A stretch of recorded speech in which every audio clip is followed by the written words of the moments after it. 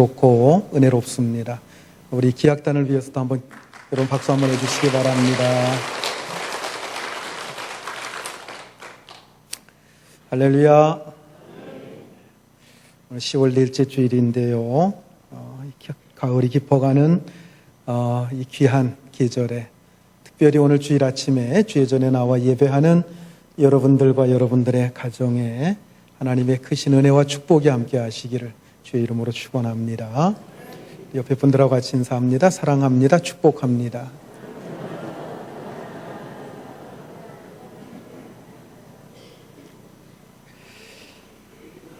오늘 말씀도 지난주에 이어서 예루살렘 성 양문 곁에 베데스다라고 하는 그 연못가에 38년 된 환자가 고침받은 사건과 이어지는 내용을 같이 살펴보겠는데요. 오늘은 좀 교리적인 내용이 조금 포함이 돼서 내용이 쉽지는 않습니다. 여러분들이 조금 집중해서 말씀을 들어주시면은 여러분들에게 은혜가 될 줄로 믿습니다. 예루살렘 성의 양문 곁에 있는 베데스다 연못가에서 발생한 사건, 이 사건은 단지 38년 된 병자를 예수님께 낫게 하셨다고 하는 단순한 사건이 아닙니다. 베데스다 연못가에 있던 병자들의 모습은 단적으로 구약의 종교를 말해주고 있는 것입니다. 엄밀히 말해서 예수님 당시에 유대인들이 가지고 있던 신앙의 형태가 마치 베데스다 연못가에 모여있던 병자들의 모습과 흡사하다고 하는 것입니다. 예루살렘 성전으로 제사용 양을 가지고 들어가는 그 양문 곁에 은혜의 집을 뜻하는 베데스다라고 하는 연못이 있습니다. 그리고 바로 그곳에 예수님께서 찾아오셨습니다. 예루살렘 성전도 예수님을 상징을 하고요, 제사 드리는 양도 예수님을 상징합니다. 그리고 그 성전에서 양을 죽여서 제사를 드리는 것은 뭘 가리킵니까? 예수님의 십자가 사건을 상징하는 것입니다. 또한 양을 잡아서 제사를 드리던 예수님께서 십자가에 죽으신 것을 믿든 간에 결국 인간이 죄사함 받고 인간이 구원을 받을 수 있는 것은 무엇 때문이냐? 그것은 바로 베데스다라고 하는 이름의 뜻이 가지고 있는 하나님의 은혜 때문이라고 하는 것입니다. 그러므로 양문 곁에 베데스다 연못가 예수님께서 오셨다고 하는 것은 하나님의 은혜로 고침받고 하나님의 은혜로 죄사함 받고 하나님의 은혜로 구원받는 모든 조건이 바로 그 자리에 다 나타나고 있습니다. 그런데 그곳에 모여있는 병자들은 하나님의 은혜로 오신 예수님은 보지 못하고 그저 그들이 보고 있는 것은 뭘 보고 있습니까? 연못의 물이 언제 움직이는가? 그것만 바라보고 있습니다. 그리고 연못의 물이 움직일 때 빨리 그곳에 뛰어 들어가야 낫는다고 하는 이 생각만 하고 있는 거예요. 그러나 그곳에 있는 병자들, 즉 맹인과 절름발이와 중풍병자 중에서 그 누구도 빨리 뛰어갈 수 있는 사람은 아무도 없습니다. 그것이 그들의 한계였습니다. 여기 맹인, 절름발이, 중풍병자 등은 스스로의 행위로 구원받지 못하는 죄인들을 가리킵니다. 누굽니까? 바로 모든 인생들입니다. 우리 자신들을 포함합니다. 그리고 연못의 물이 움직일 때 빨리 그곳에 뛰어 들어가야 낫는다고 생각을 하고 뛰어 들어가려고 애쓰는 그 병자들은 특별히 누구를 가리키느냐? 여러분, 유대인들을 가리킨다고 생각할 수가 있겠습니다. 왜냐하면 그들은 율법을 가지고 있었고 그 율법을 지키려고 무단히도 애를 썼던 사람들이기 때문입니다. 그리고 수많은 제사 행위를 하면서도 그것이 그저 자기들의 공로로 인정받기를 원했지 이것을 통해서 하나님의 은혜가 임한다고 하는 사실은 그들은 알지 못하고 있었습니다. 그러나 그러한 그들의 수고는 마치 베데스다 연못가에서 물이 빨리 움직일 때 빨리 물에 들어가려고 했던 병자들의 모습과 조금도 다를 바가 없다고 하는 것입니다. 그곳에 찾아오신 예수님께서는 어떤 방법으로 그들을 고쳐주십니까? 그 병자들을 물속에 들어가도록 도와주심으로 병자를 고쳐주셨습니까? 그렇지 않았습니다.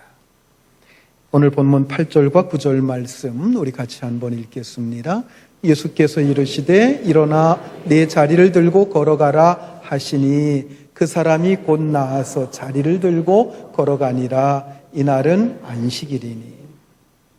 예수님께서는 38년 된 병자를 고쳐주셨습니다.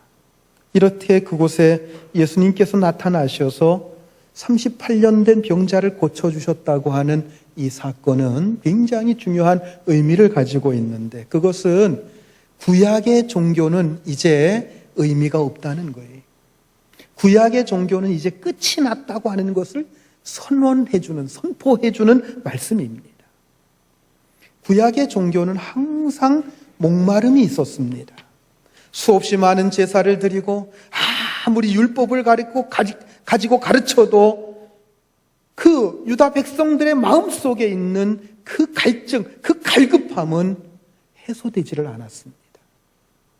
그러나 예수님께서 이 땅에 오심으로 모든 것이 끝나버리고 말았습니다. 유대신앙의 상징인 예루살렘 성전은 예수님께서 너희가 이 성전을 헐라 내가 사흘 동안에 일으키리라 하는 말씀을 통해서 그 성전은 이미 효용가치가 끝나버린 거예요. 예수 그리스도께서 이 땅에 오심으로써 구약의 종교는 끝나고 모든 제사 행위도 완전히 막을 내렸습니다. 히브리서 10장 9절과 10절 말씀 우리 같이 읽겠습니다.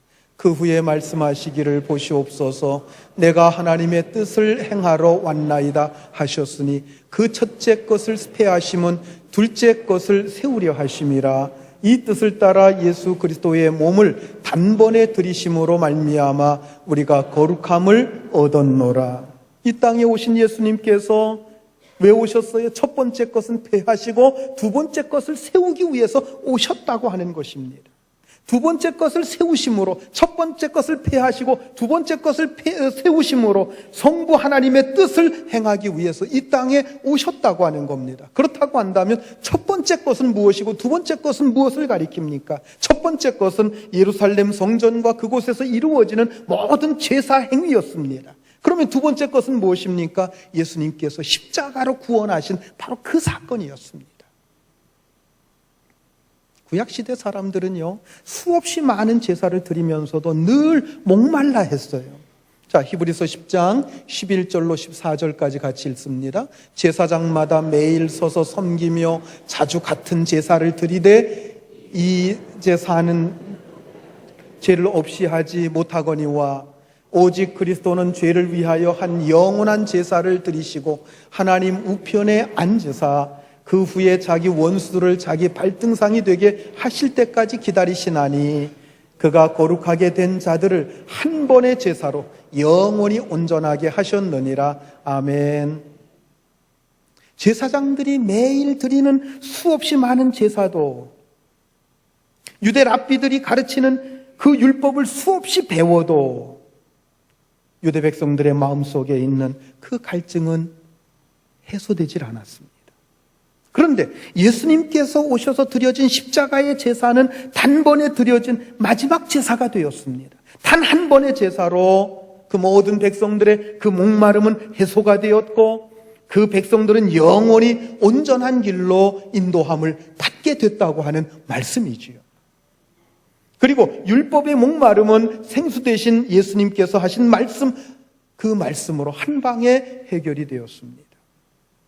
예수님께서 오셔서 하신 말씀이 무엇입니까? 내가 영원히 목마르지 않는 생수를 너희에게 주노라 하는 말씀입니다.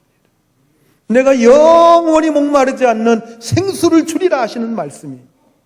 예배에 대한 갈증으로 허덕이고 있는 이 사마리아 사람들, 사마리아 여인도 예수님의 말씀을 듣다가 그 영적인 갈증이 이 말씀 한 방에, 이 말씀 한마디에 한 방에 해결되고 만 거예요. 그래서 그녀는 마을로 뛰어내려가서 내가 그리스도를 만났다라고 외치게 된 것입니다. 그리고 베데스다 연못가에서 물이 움직이기를 기다리면서 발을 동동 구르던 38년 된 그 중풍병자의 병도 일어나 내 자리를 들고 걸어가라고 하는 이 주님의 말씀 한마디로 끝이 나고 만 거예요. 예수님이 이 땅에 오심으로 인해서 어둠과 죄악과 사탄의 역사는 끝이 났습니다. 베데스다 연못가에 있던 38년 된 병자를 치유하신 사건을 통해서 우리에게 이것을 보여주시고자 하고 있는 거예요. 하지만 이 좋은 사건에 썩 좋지 않은 표현이 나타나는 것을 볼 수가 있습니다. 9절 맨 끝에 보면은 동그라미가 있고 그 다음에 뭐라고 되어 있습니까? 이날은 안식일이니 하는 말이 덧붙여 있는 겁니다. 이 표현을 딱 읽으면서 우리는 왠지 불길한 예감을 감출 수가 없지요. 이날은 안식일이니. 구약 종교의 특징을 나타내는 몇 개의 대표적인 용어가 있습니다. 그것은 안식일, 결례의식, 그리고 할례와 같은 단어입니다. 유대인들에게 있어서 이 세 가지는 타협의 여지가 없이 반드시 지켜야 되는 율법이었습니다. 유대인들의 결례의식에 대해서는 이미 앞에서도 여러 차례 말씀을 드린 바가 있어요. 유대인들은 유난히 씻는 것을 좋아했어요. 씻는 의식을 하나의 자기들의 규례, 율례로 생각하고 아주 열심히 씻었습니다.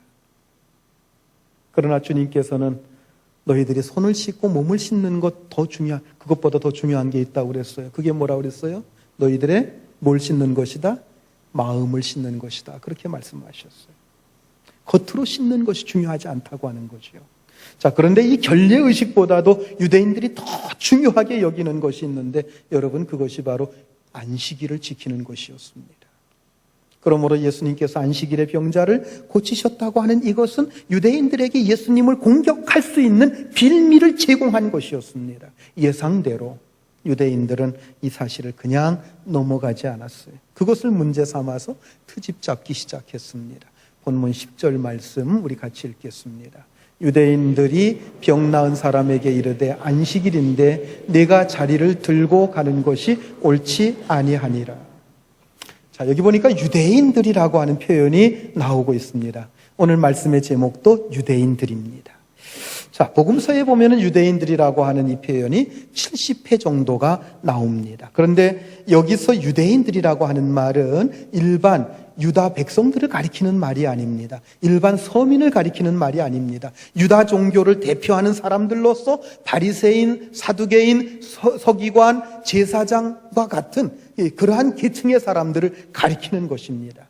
즉 당시의 유대 종교 지도자들을 가리키는 것이고 유대 사회에서 영향력을 행사했던 특권 계층을 가리키는 말입니다.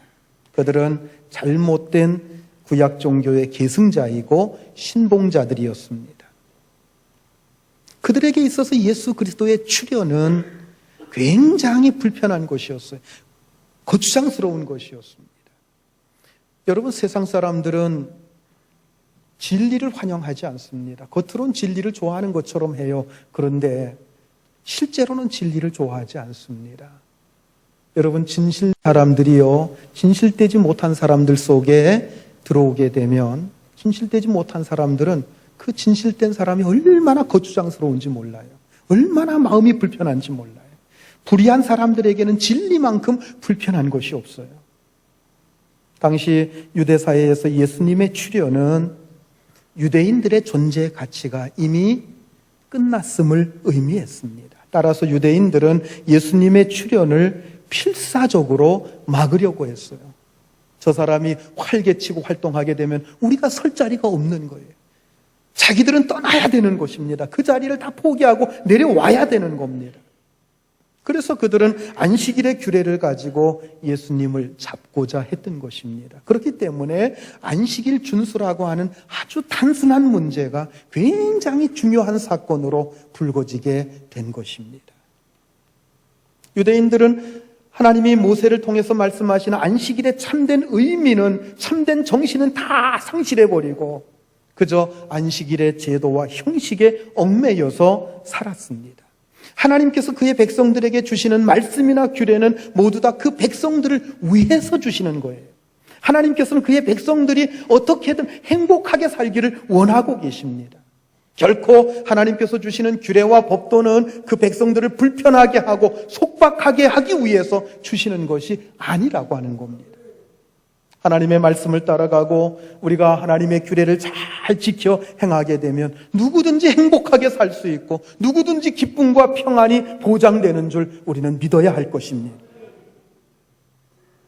하나님께서 안식일의 규례를 정해주신 이유가 무엇입니까? 그의 백성들로 하여금 쉼을 주시고 평안을 주시기 위해서입니다. 여러분, 하나님께서 안식일에 그 규정을 만들어 주셨기 때문에 오늘날 이렇게 토요일도 있고 주일도 있고 이렇게 쉬는 거예요. 이런 규정이 없었으면 아마 사람들은 쉰다고 하는 개념을 모를 거예요. 그래서 일주일 내내 그냥 일하면서만 살아가게 될지도 모르겠습니다. 그리고 하나님 앞에 나와서 하나님의 말씀으로 새 힘을 얻게 하시고 하나님과의 신령한 교제를 통해서 영적인 충만함, 새로운 삶을 살아갈 수 있는 힘과 능력을 얻게 하시는 것, 여러분, 이것이 안식일을 주신 근본 정신이요 근본 뜻이라고 하는 것입니다.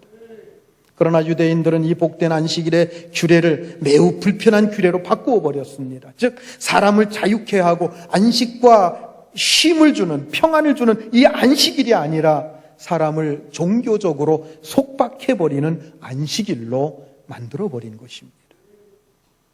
그들은 안식일에는 해서는 안 되는 규정을 39가지나 만들어서 그 규정을 가지고 사람들이 안식일을 지키는지 지키지 않는지 늘 지켜봤던 것입니다. 결국 그들은 38년 된 중풍병자가 고침받은 이 놀라운 사건, 누구나 다 기뻐하고 누구나 다 감사하고 누구나 다 축하해줘야 될 이 귀한 사건을 보면서도 그들은 기뻐하고 축하할 수가 없었던 것입니다. 오히려 안식일의 규정을 가지고 시비를 걸고 문제를 삼으려고 했습니다. 여러분, 세상의 모든 법과 제도도 인간이 서로 잘 살기 위해서 만들어진 거예요. 인간을 불편하게 하기 위해서 만든 게 아니라 누구나 다 같이 질서를 지키면서 같이 이 권익을 누리면서 그렇게 살도록 만들어 놓은 것이 법과 제도입니다. 물론 가끔 독재자들이 만드는 잘못된 법이 있긴 합니다만은 보편적인 법들은 그래서 만든 거예요. 마찬가지로 하나님께서 주시는 말씀이나 규례들도 어떻게든 인간이 행복하게 살고 서로 잘 살도록 하기 위해서 주신 말씀이요 규례라고 하는 사실이에요. 그러므로 우리는 먼저 하나님의 말씀이나 여러 가지 규례를 주신 그 뜻을 바르게 이해할 수 있어야 됩니다. 본질을 잃어버리고 본래의 정신을 잃어버리게 되면 유대인들처럼 아주 고약한 사람이 되어버릴 수밖에 없습니다. 그래서 여러분, 우리는 말씀의 본질로 돌아가야 되는 거예요. 교회의 본질로 돌아가야 되고 신앙의 본질로 돌아가야 되는 줄 여러분 믿으시기 바랍니다. 본문 11절과 12절 말씀 같이 읽습니다. 대답하되 나를 낫게 한 그가 자리를 들고 걸어가라 하더라 하니 그들이 묻되 너에게 자리를 들고 걸어가라 한 사람이 누구냐 하되. 자, 유대인들은 이 놀라운 사건을 보면서 도대체 누가 이 병을 고쳤지? 어떤 사람이 어떤 의술로 혹은 어떤 능력으로 이 사람을 이렇게 고쳤지? 여기에 대해서는 관심이 없었어요. 뭐라고 얘기합니까? 누가 안식일에 자리를 들고 걸어가느냐, 이것만 가지고 따지고 있는 겁니다. 자리가 뭐예요? 거적이에요. 이렇게 깔고 누워있던 그 거적을 말하는 겁니다. 돗자리 같은 것을 말하는 거예요. 이제 건강이 회복됐으니까 그 자리를 걷어서 그걸 들고 갔어요. 그 자리를 들고 갔다고 하는 이것 때문에 너 왜 안식일에 뭔가를 들고 물건을 들고 일을 하느냐? 그러면서 이걸 가지고 시비를 건 것입니다. 그리고 이들의 얘기의 뜻이 뭡니까? 너 병이 나았으면 안식일이니까 하루쯤 더 있다 일어날 것이지 왜 오늘 일어나서 말썽을 피우느냐? 바로 그 얘기입니다. 고침받은 병자는 누가 자기에게 다가와서 자리를 들고 걸어가라고 했다고 하면서 자기가 들은 대로 증언을 했습니다. 그러자 유대인들은 너더러 자리를 들고 걸어가라고 한 그 사람이 누구냐 하고 묻습니다. 본문 13절 말씀 같이 읽겠습니다. 고침받은 사람은 그가 누구인지 알지 못하니 이는 거기 사람이 많음으로 예수께서 이미 피하셨습니다. 예수님께 고침받은 그 사람은 자신이 치유해 주신 예수님에 대해서 그 누군지 모르고 있었습니다. 예수님께서 말씀으로 병자를 고쳐주시자 그 기적을 보고서는 많은 사람들이 그곳에 모여들기 시작했습니다. 그러자 예수님께서는 조용히 그 자리를 피해서 사라져버리셨기 때문입니다. 그래서 이 사람은 누가 자기를 고쳤는지 모릅니다. 자, 여기서 우리는 또 한 가지 사실을 알 수가 있습니다. 예수님께서는 사람들에게 영광이나 칭찬이나 인기를 얻는 일에는 조금도 관심이 없으셨다는 것입니다. 그러므로 그럴 때마다 예수님께서는 조용히 그 현장을 피하셨습니다. 지금 예수님의 관심은 오래된 질병 때문에 고통당하고 있는 이 믿음 없는 한 영혼을 불쌍히 여기는 이것이었습니다. 그래서 예수님은 몰려드는 사람들을 피하시고 이제 소요가 잦아지자 성전으로 오셔서 고쳐주신 그 사람을 다시 만나주십니다. 14절 말씀 같이 읽습니다. 그 후에 예수께서 성전에서 그 사람을 만나 이르시되 보라 내가 나았으니 더 심한 것이 생기지 않게 다시는 죄를 범하지 말라 하시니. 그 사람을 예수님께서 왜 다시 만나 주셨습니까? 그 사람에게 꼭 일러주실 말씀이 있으셨기 때문입니다. 사람들이 모여들지 않았다고 한다면 아마 그 자리에서 그 얘기를 해주셨을 터인데 사람들이 모여드는 바람에 그 얘기를 못하시고 조용히 피했다가 다시 성전에 나타나셔서 그 사람을 만나주신 것입니다. 자, 여기서 우리는 병고침에 대한 한 가지 중요한 사실을 발견할 수가 있습니다. 육신의 질병을 고치는 것은 치유함에 있어서 절반에 해당된다고 하는 사실입니다. 만약에 예수님의 사역이 병 고치는 사역만 있었다고 생각해 봅시다. 그렇다고 한다면 예수님은 굉장히 훌륭하고 탁월한 의사 정도로만 남았을 것이고 예수님의 사역은 단순히 의료 행위에 불과했을 것입니다. 이 말씀은 육신의 치료가 필요 없다는 얘기가 아닙니다. 사람이 병에 걸리면 비참해집니다. 아주 불행해집니다. 그래서 질병은 반드시 치유되어야 됩니다. 그러나 사람이 육체적으로 건강하다고 해서 행복한 것은 아닙니다. 행복은 건강에서 시작이 되지만 육체의 건강은 행복의 완성이 아니라는 겁니다. 마음까지 그리고 영혼까지 행복해야 행복이 완성되는 줄 믿으시기 바랍니다. 병원에서 육체의 질병이 완치된다고 해도 그것은 반쪽의 치유입니다. 무엇까지? 영혼까지 치유되어야 완전한 치유입니다. 예수님께서는 이미 병을 고쳐주신 그 사람을 다시 만납니다. 왜 만납니까? 그 사람이 육체적으로는 고침을 받았지만 아직 그 영혼이 고침받지 못했기 때문입니다. 정신적으로 그리고 영적으로 치유해 주시기 위해서 다시 찾아오신 것입니다. 여러분, 치유에는 3단계가 있어요. 첫째는 육체의 치유입니다. 사람은 모든 질병과 육체적인 불균형에서 자유함을 얻어야 됩니다. 두 번째로는 정신적인 치유를 받아야 돼요. 특별히 오늘날 현대를 살아가는 사람들에게는 이 정신적인 질환이 굉장히 많습니다. 많은 사람들이 스트레스를 받아서 그 스트레스가 병이 되고 있어요. 그리고 또 많은 사람들이요, 우울증에 시달리고 있습니다. 인생의 바른 길을 찾지 못해서 절망과 좌절과 허무함 속에서 방황하는 사람들이 얼마나 많은지 모릅니다. 그 사람들로 하여금 하나님의 말씀을 통해서 삶의 바른 의미를 찾아주고 의욕을 갖도록 만들어주는 이 정신적인 치료가 굉장히 중요하다고 하는 것입니다. 그러나 그 무엇보다도 중요한 것이 있습니다. 그것은 뭡니까? 영적인 치유입니다. 영적인 치유가 뭐예요? 죄와 사탄과 죽음의 문제가 완전히 해결되는 거예요. 여러분, 이것이 해결되지 못하면 인간은 결코 행복해질 수가 없습니다.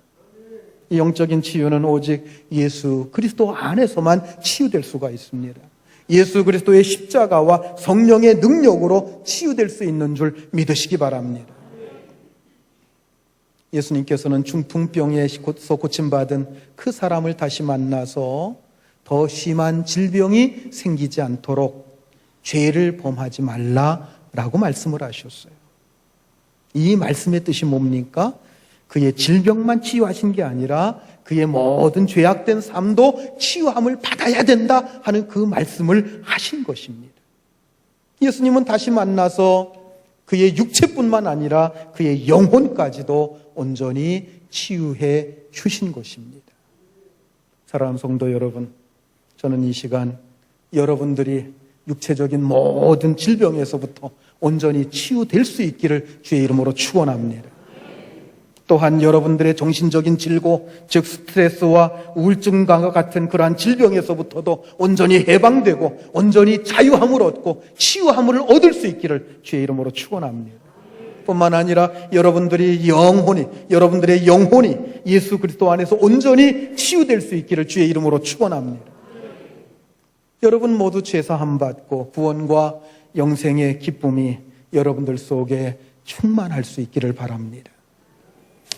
이제 15절 말씀 우리 같이 보겠습니다. 그 사람이 유대인들에게 가서 자기를 고친 이는 예수라 하니라. 자, 예수님께 고침받은 사람은 예수님의 말씀을 듣고 자기를 고치신 분이 그동안의 소문으로만 들었던 예수님이라고 하는 사실을 알게 되었습니다. 그래서 너무도 기쁘고 흥분된 나머지 유대인들에게 달려가서 자신을 고쳐주신 분이 예수님이라고 하는 것을 알려주었습니다. 자, 그 얘기를 들었던 유대인들은 어떤 반응을 보였습니까? 16절 말씀 같이 봅니다. 그러므로 안식일에 이러한 일을 행하신다 하여 유대인들이 예수를 박해하게 된지라. 분명히 이 사람은 유대인들에게 가서 예수님에 대해서 말해주게 되면 그 유대인들, 즉 유대 지도자들도 모두 다 함께 기뻐하고 축하해 줄 줄로 생각을 했어요. 그러나 그들은 벌써부터 예수님에 대해서 벼르고 있었습니다. 벼르고 있는 차에 예수님이 병자를 고쳤다고 하는 그 얘기를 듣게 된 거예요. 유대인들에게 이 소식은 예수님을 박해하기 위한 아주 중요한 단서가 된 것입니다. 이제 예수님과 유대인들은 충돌을 피할 수가 없게 되었습니다. 그 이유는 예수님께서 분명히 안식일을 범하셨기 때문입니다. 그러나 실제로 예수님이 안식일을 범하신 게 아니죠. 유대인들이 자기들 마음대로 만들어 놓은 그 안식일의 여러 가지 규정들, 그것을 예수님께서 무시해 버린 것입니다. 예수님께서는 이것으로 인해서 유대인들과의 고리를 완전히 끊으신 것입니다. 즉 모든 유대인들을 하나로 묶는 그들의 이념과 그들의 정신을 예수님께서는 깡그리 무시해 버리신 것입니다. 이제 유대인들은 예수님을 박해하기 시작했습니다. 어떻게 박해했습니까?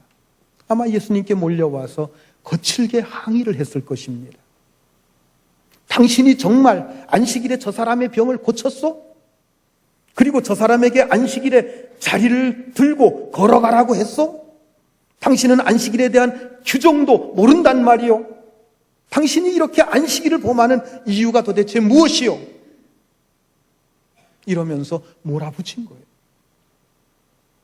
이제 예수님은 뭔가 그들에게 답변을 하셔야만 했습니다. 만약 답변을 하시지 못한다고 하면 그 자리를 모면할 수가 없게 되었습니다.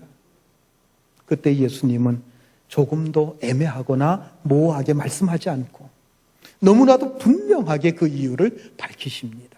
자, 본문 17절 말씀, 굉장히 중요한 말씀인데 이 말씀 우리 같이 한번 읽습니다. 예수께서 그들에게 이르시되 내 아버지께서 이제까지 일하시니 나도 일한다 하시매. 예수님께서 뭐라고 하셨어요? 내 아버지께서 이제까지 일하시니 나도 일한다 라고 하셨습니다. 예수님은 이 말씀을 통해서 유대인들에게 자기 자신이 누구인가 하는 것을 분명하게 밝히셨습니다. 예수님의 답변이 무엇입니까? 너희들은 안식일에 아무 일도 해서는 안 되는 것으로 생각하고 있지만 실제로 하나님께서는 안식일에도 일하고 계신다. 하나님께서 안식일에 창조 사역을 쉬셨던 것은 분명한 사실이지만 그 이후에 하나님은 당신이 만드신 피조물에 복 주시는 일을 하셨고 지금까지 그 일을 단 하루도 쉬신 적이 없으시다.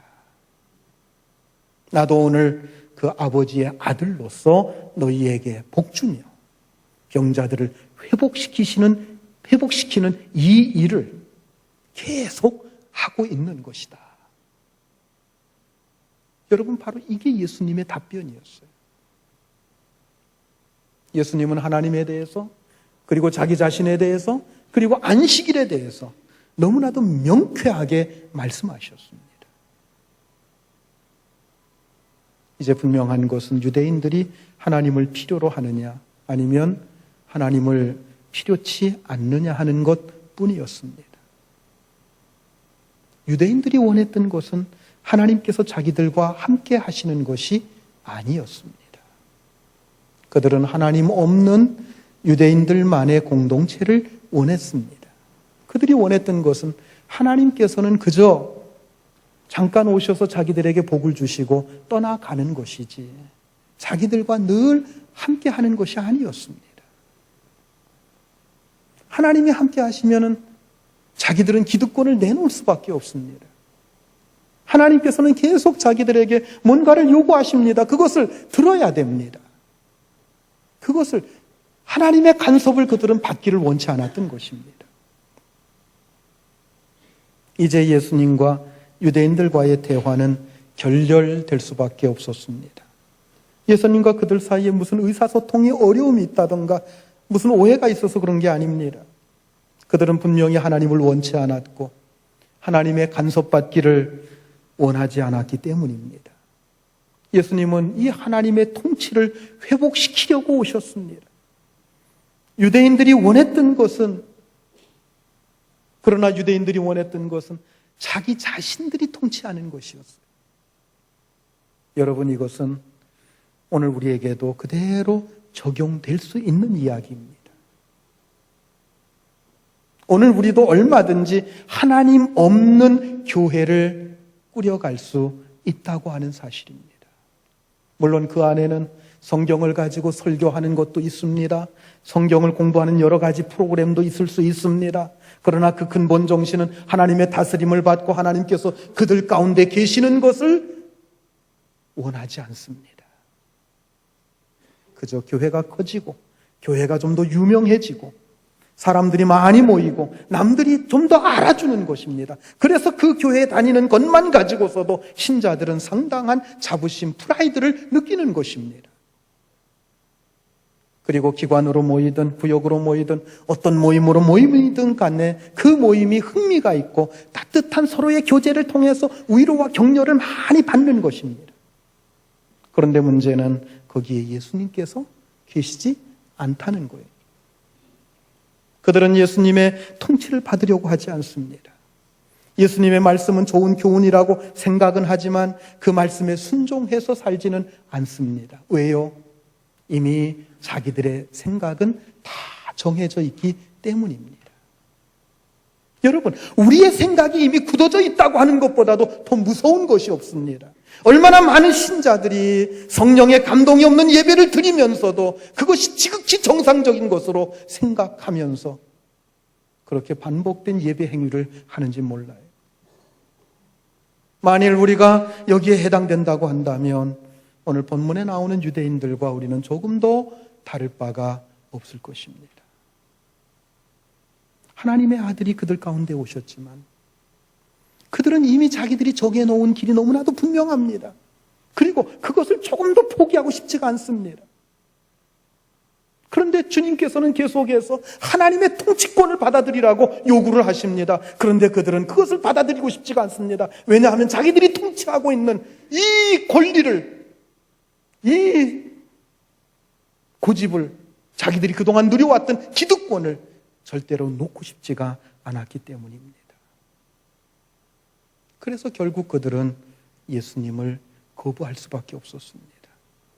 그리고 나아가서 적극적으로 예수님을 핍박하기 시작합니다.